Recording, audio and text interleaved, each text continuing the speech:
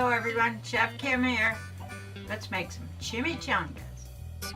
I'm gonna just show you some simple cutting techniques just to help you in preparing some of the vegetables. So here we go. I'm showing you how to peel garlic. I know you can buy it already peeled and chopped. It's still best to buy it fresh. If you don't go through a lot, buy the bulbs. And if you bang it with a knife like this, it pops the skin off. Then rough chop it. I'm using a food processor to prepare this salsa.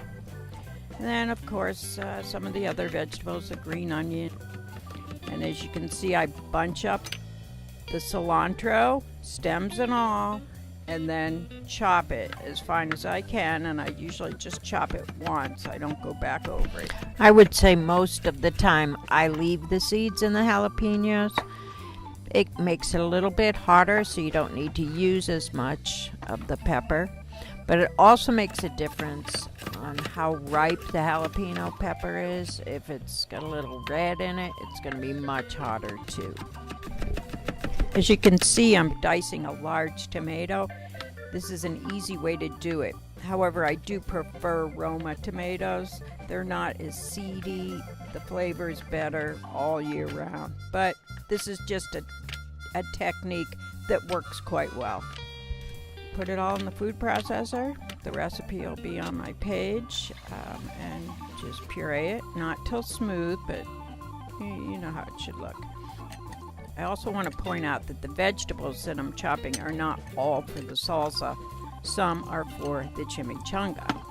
So once your salsa is made, get your chicken breast, take a little olive oil and the salsa, and toss the chicken breast in it.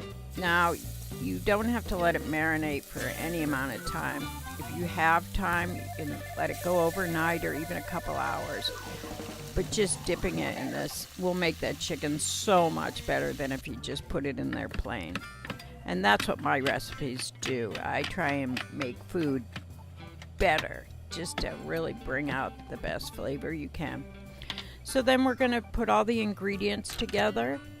Once you get all the vegetables in, we work in the cream cheese, just a small amount. And I find using my hands works the best. And then, of course, adding the shredded cheese.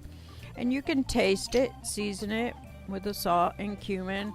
If it's not spicy enough, add more jalapeno. As you know, the recipe is in the description box.